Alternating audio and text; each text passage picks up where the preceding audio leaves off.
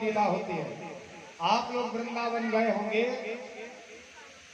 तो वहां मधुबन में जाकर के देख लीजिए, वृक्षों की आकृति ऐसी लगती है जैसे पुरुषों की आकृति है। कोई गोपी खड़ी हो, संध्या के समय सबको आदेश हो जाता है कि कोई भी वहां पर निवास नहीं करेगा, सब त्याग देंगे उस स्थान को, क्योंकि भगवान आज भी रास करने के लिए आते हैं और चिन्ह मिलते हैं परमात्मा के। ऐसे विशाल की रास की कथा संक्षिप्त रूप से भगवान सुखदेव स्वामी ने 5 अध्याय में परीक्षित को श्रवण कराए। तो परीक्षित जी ने कहा, महाराज जी अभी तो आपने बार बार भगवान को योगेश्वर कहा है और आपने बताया कि परमात्मा और आत्मा का मिलन ही महारास है, लेकिन फिर भी भगवान मानव देह धारण करके भगवान आए थे। तो परमात्मा ने जब ये रास किया तो इनकी कथा सुन करके व्यक्ति विचार करने लग जाए कि हम भी भगवान का अनुनय करेंगे, भगवान ने जो जो लीलाएं की वो लीलाएं हम भी करेंगे। भगवान ने असंख्य गोपांगनाओं के साथ रास किया, हम 1000-2000 के साथ करें तो क्या दिक्कत। इसलिए महाराज इस विशाल रास में हमें धर्म दिखाई नहीं दिया। सुखदेव स्वामी को कहा, संस्थापनाय धर्मस्य प्रसमायेतरस्य च अवतीर्णो हि भगवान अंशेन जगदीश्वरा। हे भगवत कृपा करके हमारा मार्गदर्शन करेंगे। भगवान ने ये सब क्यों किया। तब सुखदेव स्वामी ने कहा कि देखिए परमात्मा सर्वव्यापक है, ईश्वर है, हरि है, और भगवान कुछ भी करे वो समर्थवान है। समर्थ को नहीं दोष गोसाई, रवि पावक सुर सरी की नाई। भगवान सूर्य नारायण पाप का भी दर्शन कर रहे हैं, पुण्य को भी देख रहे हैं। बहुत शांति से कथा सुनिए, बिल्कुल शांति चित्त होकर के कथा का आश्रय ग्रहण करें। सूर्य भगवान पाप को भी देखते हैं, पुण्य को भी देख रहे हैं, लेकिन भगवान सूर्य के लिए पाप दर्शन का फल नहीं लगता। अग्नि नारायण में अनेक प्रकार के कीड़े मकोड़े अपनी देह को छोड़ देते, मर जाते हैं, उसी अग्नि में अंतिम संस्कार किया जाता है, उसी अग्नि से आहुति दी जाती है। तो अग्नि नारायण के लिए वो दोष नहीं लगता कि आपने इतने हजारों जीव जंतुओं का वध कर दिया। राजा को समझाया, राजन अंश में और अंशी में बहुत अंतर है। अपितु ईश्वर अंश जीवी अविनाशी, चेतन अमल सहज सुख राशि। हम सहज सुख की राशि हैं, लेकिन भगवान में हम में बहुत अंतर है। परमात्मा ने इतने बड़े बड़े कार्य किए, यदि आप भगवान के अंश हो तो आप भी करके दिखाओ। भोले बाबा ने हजारों कुंटल विषपान किया, यदि आप उनके अंश हो तो तोला 2 तोला पी के देख लो। आप लोग नहीं कर लेना ऐसा कुछ, कल कथा बंद हो जाएगी, न्यूज़पेपर में आएगा पंडित जी ने कहा था। ये तो सुखदेव स्वामी कह रहे हैं कि जब भगवान के काम को आपको करना है तो करके देख लो कैसा साहस है। 7 दिन के बेटे ने 7 दिन 7 रात्रि में गिरिवर को उठाया, गिरिराज जी को धारण किया, तो उठा सकता है। 7 दिन के परमात्मा ने पूतना का उद्धार किया, सक्तासुर, अकासुर, बकासुर, धेनुकासुर को मर्दन किया। 5 वर्ष के कन्हैया ने कालिया को परास्त कर दिया, किसी का साहस है। पहले ये सब करके देखो, फिर रास में जाना। और समझाया भगवान सुखदेव स्वामी ने कि देखिए अंश में और अंशी में कितना अंतर है। जैसे गंगा मैया है, पूरे ब्रह्म मान लो, और गंगा जी का जो जल अपन बोतल में लाते हैं वो अंश है। अपन ये नहीं बोलते गंगा जी को लाए, बोले हम गंगा जल लेके आए, और वो जल हम घर ले आते हैं। जब वो घर में लाया हुआ जल हम परमात्मा के पूजन के लिए निकालते हैं, किससे भगवान का अभिषेक करें। आपने जल निकाला और कोई कुत्ता आकर के उसमें मुंह लगा दिया, तो आप लोग बताओ उस जल से भगवान कृष्ण का अभिषेक करोगे? सब लोग विचार करेंगे महाराज इसको अब विसर्जित कर दो, दूसरा जल निकालो और फिर भगवान का अभिषेक करो। सुखदेव स्वामी ने कहा संपूर्ण गंगा में 1000 प्रकार के शव बहते चले जाते हैं, सुअर कुकर नाना प्रकार के स्वान आदि मलमूत्र बहता जाता है, लेकिन गंगा मैया में कोई अपवित्रता नहीं होती।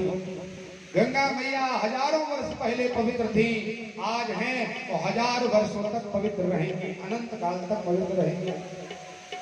उनमें अपने सामने भी शव बहता चला जाए तो अपने गिलानी नहीं होती कि गंगा मैया में ये जा रहा, उनके जल को कौन पिए। बड़े प्रेम से हम डुबकी लगाते हैं, लेकिन वही गंगा जी का जल जब हम घर लाते हैं तो उस जल में हमारे अंदर अपवित्रता का वास भाव प्रकट होता है। तो हमें लगता है कि अब ये गंगा जल भगवान के अभिषेक के योग्य नहीं बचा। यही अंतर अंश और अंशी में है। सुखदेव स्वामी के पाद कर्मों में महात्मा परीक्षित ने प्रणाम किया कि गुरुजी, मुझे तो कोई किसी प्रकार से भगवान के चरणों में संदेह नहीं है, लेकिन संसार के व्यक्ति भगवान के ऊपर उंगली ना उठाएं, इसलिए महाराज हमने आपके चरणों में प्रणाम किया था। सुखदेव स्वामी ने यह कथा भगवान के पाद कर्मों में निवेदित की। एक बार महात्मा नारद जी नारायण नारायण का जाप करते हुए कंस के पास आए।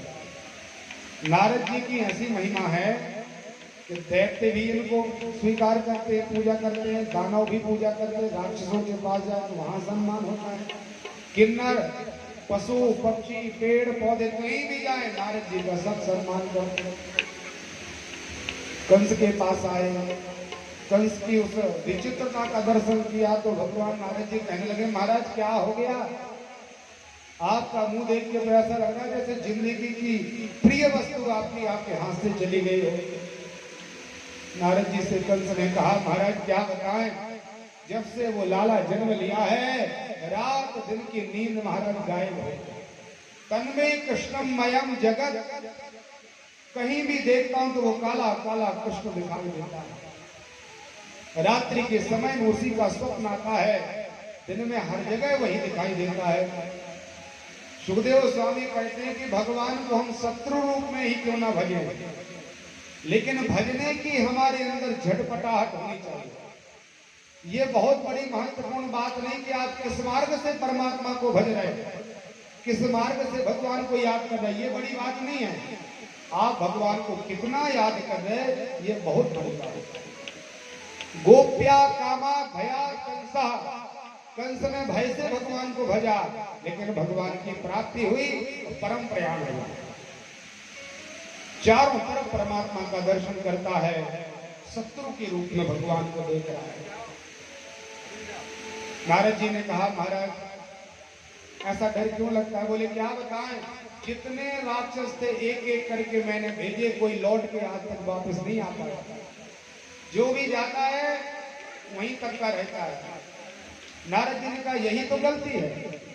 अरे तुम अपने एक एक राक्षस को भेजते हो तो मार डालता, एक बार उसी को बुला लो ना और सब एक साथ कूद पड़ना, उसको मार डालना। कंस ने कहा, महाराज बड़ी अच्छी युक्ति निकाली आपने, और यदि पहले आ जाते महाराज जी ये हमें दीक्षा मंत्र देने के लिए तो हमारे इतने राक्षस कैसे बन पाते। दुष्ट व्यक्ति, मूर्ख व्यक्ति और संख दूसरों के भूखने से बचता है, स्वयं के अपने बल के अनुसार नहीं बच पाता। कंस ने बहुत बड़ी रंगशाला की तैयारी की, अनेक प्रकार के देश देशांतर के मल्लों के लिए बुलाया। अक्रूर को अपनी सभा में बुलाया और कहा, अक्रूर तुम भगवान के काका लगते हो, इसलिए कृष्ण को लेने के लिए तुम कल प्रातः तैयार होकर के जाओ। वहां पर कहना कि बहुत बड़ा रंग मंच तैयार किया गया है और उस रंग मंच में मेले के दर्शन करने के लिए कृष्ण बलदेव दोनों को बुलाया है। अब क्रूर जी तैयार हुए। महात्मा क्रूर को लगा कि देखिए जो परमात्मा 11 वर्षों से हमारे पास जन्म ले चुके हैं, हमसे 8-10 किलोमीटर ही दूर है, बहुत ज्यादा दूर नहीं है, और हमारा भाग्य देखिए हम कितने भाग्यहीन हैं जो 11 वर्षों से आज तक हम भगवान के दर्शन नहीं कर पाए। आज हमारा भाग्योदय हो गया, आज हमारे जीवन की लाभ का दर्शन हो रहा है, आज हमारे पितर संतुष्ट हो गए, आज हमारे पुण्य पुंज संचित हुए, जो हमें आदेश मिला है कि भगवान कृष्ण से मिलने के लिए जाइए। तो मथुरा से वृंदावन तक जाने की यात्रा बहुत बड़ी नहीं है, एक आध घंटे में आराम से पहुंच जाते हैं व्यक्ति। लेकिन महात्मा अक्रूर जी जब परमात्मा को लेने के लिए चले, रथ तैयार किया गया, घोड़े की हाँकने वाली जो रस्सी है वो महात्मा अक्रूर जी के पास है, हाथ में है। लेकिन विचार करते कि वो परमात्मा कैसे होंगे तो समाधि लग जाती है। घोड़े खड़े हैं, अक्रूर जी महाराज समाधिस्थ हैं, फिर याद आते हैं, फिर आगे बढ़ते हैं। ऐसा करते करते प्रातः काल चले थे, शाम का समय हो गया। संध्या के समय में परमात्मा गौ चारण करके गायों को चरा करके लौट रहे थे। पूरे शरीर में भगवान को गाय की धूल लगने लगी। जब गाय दौड़ करके झुंड में निकलती तो गाय के पैर से धूल निकलती है, और लिखा है कि उस धूल से जो स्नान कर लेता है, झुक जाए तो गाय की धूल अपने ऊपर आ जाए, तो हजारों जन्म जन्मांतर के पाप राशि तत्काल नष्ट हो जाए।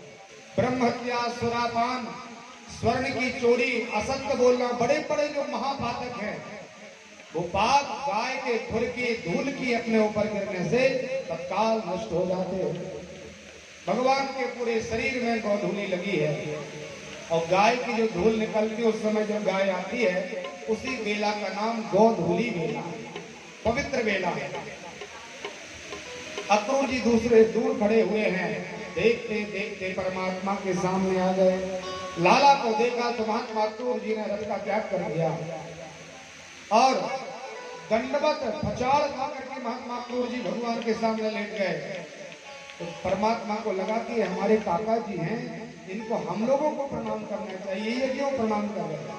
तो भगवान ने दंडवत प्रणाम किया, पीछे से बलदाऊ जी ने प्रणाम किया और कहा, काका जी आपकी रोज चर्चा करते हैं हम लोग, इतना लंबा समय हो गया, 11 वर्ष बीत गए, लेकिन महाराज जी आज आपका दर्शन हो पाया, आज आप हमें मिले हो। भगवान की मीठी मीठी वाणी को सुन करके महात्मा अक्रूर जी बेहद नेत्रों से अश्रुपात होने लगा कि जो वेदों में मैंने परमात्मा का दर्शन किया था, जो इतिहास, जो पुराणों में भगवान के वैभव का वर्णन है, वही परमात्मा आज हमारे सामने खड़े हुए हैं, हाथ जुड़े हुए हैं महात्मा अक्रूर जी के। परमात्मा ने हाथ पकड़े और भगवान अंतःपुर में ले गए। मैया यशोदा जी से कहा, माँ आज बहुत अच्छे भोजन तैयार करना, मेरे काका जी आए हैं, उनके स्वागत में कोई कमी नहीं होना चाहिए। बलदाऊ जी और भगवान कृष्ण अक्रूर जी के यहाँ खड़े हैं। अक्रूर जी शयन धवल सैया पर लेटे हैं, दोनों भाई पैर पाद सेवा कर रहे हैं, पैर दबा रहे हैं। अक्रूर जी ने विचार किया कि मेरे भाग्य को देखिए, केवल मेरा संबंध वसुदेव जी से है, महात्मा नंद से है। इस संबंध के कारण अकल कोटि ब्रह्मांड आदि नायक मुझे काका कह के पुकारता है, हमारा जीवन सफल हो गया। भगवान को कहते, महाराज रहने दीजिए, हमें बड़ा संकोच होता है। भगवान को पास में बिठा लिया और कृष्ण भगवान से कहा, लाला कंस ने एक मेला का आयोजन किया है, लेकिन आपको मारने की चेष्टा है महाराज। भगवान ने कहा कि काका जी आप ये मत किसी से कहना कि मारने के लिए बुलाया है, कोई नहीं जाने देगा। आप तो केवल यही कहना कि बड़ा सुंदर मेला का आयोजन है और भगवान को वहां केवल दर्शन करने के लिए बुलाया। परमात्मा की मंत्रणा हो गई, रात्रि में सुंदर भोजन पाया।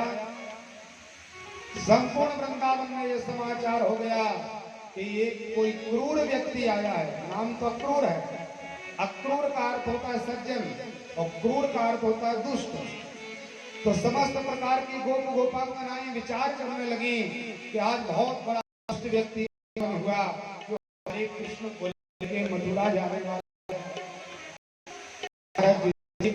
भोजन की व्यवस्था, गाय के लिए घास डाली, के लिए गाय का दूध पीने के लिए कहा गया, लेकिन बछड़ा गाय का दूध नहीं पीता।